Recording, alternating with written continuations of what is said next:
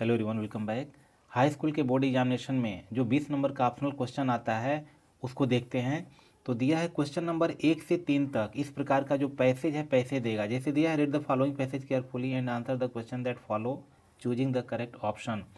तो इस पैसेज को ध्यान से पढ़ना है और इसी में से 1 से लेकर के 3 तक के जो आंसर हैं ये इसी पैसेज में मिलेंगे। दिया है कि whenever anyone visit Puri a peaceful coastal city the peace loving nature of Puri impresses him deeply so many tourist have found this place suitable to settle and enjoy the rest part of life there.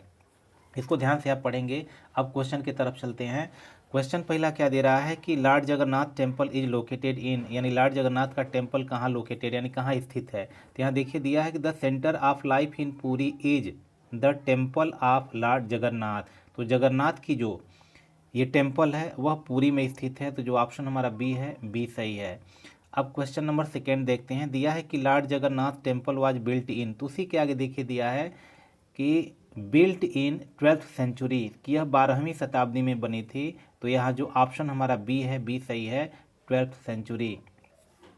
अब third question देखते हैं। Third question क्या दे रहा है कि who is Jagannath, कि जगन्नाथ कौन है। तो यहाँ देखेंगे जो दे रहा है कि here Jagannath means Lord Krishna. तो यानी हु इज लॉर्ड जगन्नाथ, तो लॉर्ड कृष्णा। तो जो ऑप्शन हमारा ए है, ए सही है।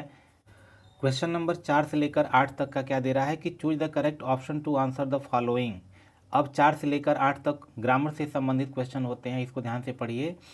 दे रहा है चौथा नंबर का I the place leave now will, इसको रीऑर्डर करके आपको मीनिंगफुल सेंटेंस बनाना होता है और इसमें 4 ऑप्शन दिया हुआ है बना करके कौन इसमें सही है।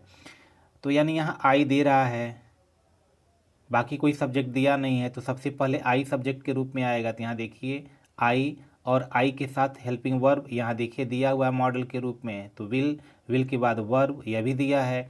तो I will leave the place, उसके बाद नाउ। तो ऑप्शन सी सही है क्योंकि बाकी सब नहीं थे। Now leave the place I will ये भी गलत है, लीव विल आई प्लेस ये भी गलत है, नन ऑफ दीज। तो यानी हमारा जो ऑप्शन सी है, सी सही है।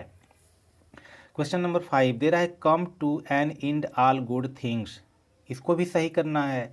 तो अब इसको भी सही करेंगे यानी रीऑर्डर करके इसको मीनिंगफुल सेंटेंस बनाएंगे। तो दिया है all good things come to an end, हर एक जो अच्छी चीज़ें होती हैं एक न एक दिन उनका भी अंत हो जाता है। तो ऑप्शन यहाँ पर ए सही है।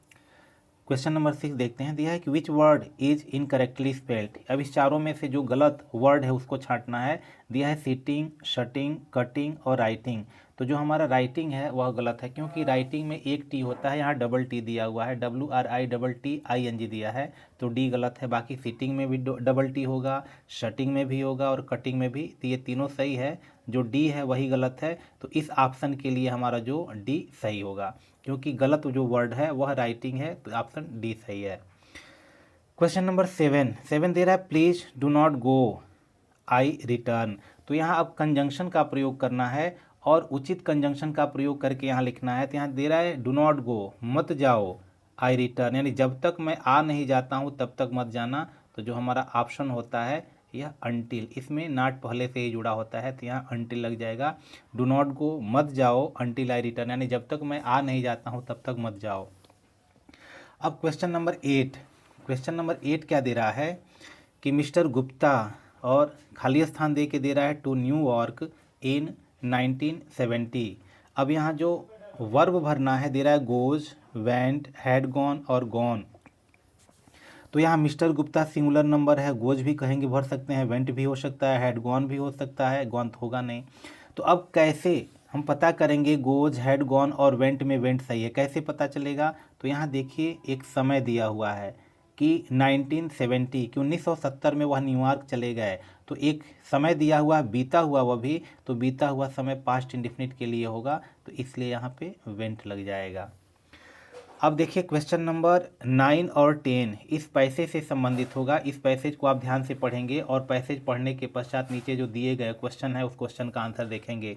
दिया है God he wrote if you don't help me my family and I will go hungry this year. यह जो पहला चैप्टर है लेटर टू गॉड उसका है, इस पैसेज को आप पढ़ लेंगे। 9 दे रहा है कि the above passage has been taken from, यह पैसेज लिया गया है। तो देखिए यहाँ पर भी वही पूछ दिया है, नाम पूछ दिया है, तो ऑप्शन जो डी है सही है, अ लेटर टू गॉड इस चैप्टर का नाम है।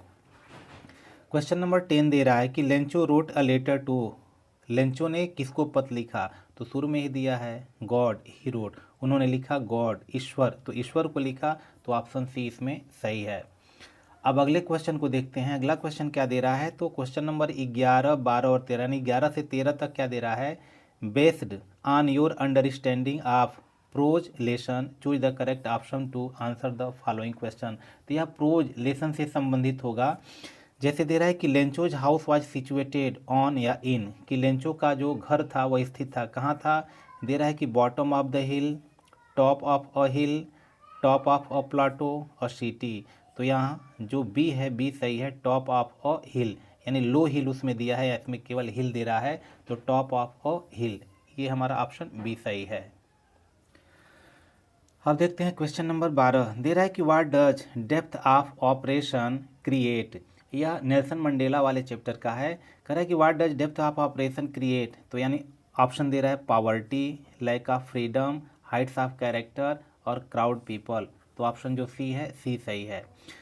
13 नंबर का क्वेश्चन देखते हैं। 13वां दे रहा है कि how many times did the bus cross Wally's street per hour, कि प्रत्येक घंटे वह बस उसके घर से कितनी बार होकर के गुजरती थी, दे रहा है 1 टाइम, 2 टाइम्स, 3 टाइम्स और 4 टाइम्स, तो ऑप्शन ए सही है, एक बार जाती थी एक घंटे में।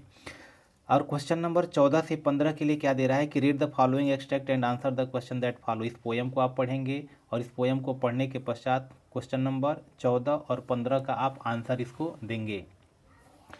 तो पोएम देखिए दिया है कि not one is dissatisfied, not one is demented with the मानिया ऑफ ओइंग थिंग्स, यह पोएम जो है एनिमल से लिया गया है। अब इसको पढ़ेंगे।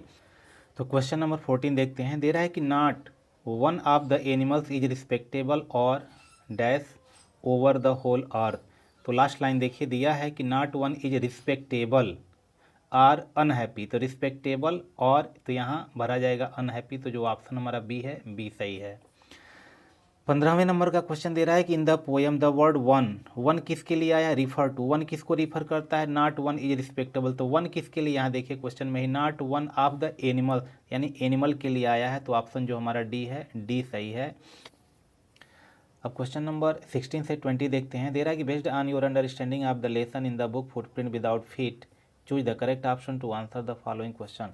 तो जो बुक फुटप्रिंट विदाउट फीट है, यानी जो सप्लीमेंट्री का बुक, उसी से संबंधित ये आपके 5 क्वेश्चन हैं, उसका आंसर उसी में से देना है। 16वें नंबर का क्वेश्चन दे रहा है कि बिशंबर नाथ वाज ओ, तो बिशंबर नाथ था, क्या था, तो 16वें नंबर का क्वेश्चन दे रहा है कि बिशंबर नाथ वाज ओ, बिशंबर नाथ क्या था, ऑप्शन दे रहा है रिच ग्रोसर, रिच फार्मर, तहसीलदार, टीचर, तो जो ऑप्शन ए है, ए सही है, रिच ग्रोसर, एक बहुत ही धनी बनिया था। 17वें नंबर का क्वेश्चन दे रहा है मटिल्डा गाट मैरिड विद, मटिल्डा की शादी हुई थी, किससे हुई थी, एन इंजीनियर, किसी इंजीनियर से हुई थी, अ पेटी क्लर्क, एक गरीब या तुच्छ क्लर्क से हुई थी, सी दे रहा है अ मिनिस्टर, एक मिनिस्टर से हुआ था, और डी दे रहा है अ टीचर, टीचर से, तो ऑप्शन जो हमारा बी है सही है, पेटी क्लर्क।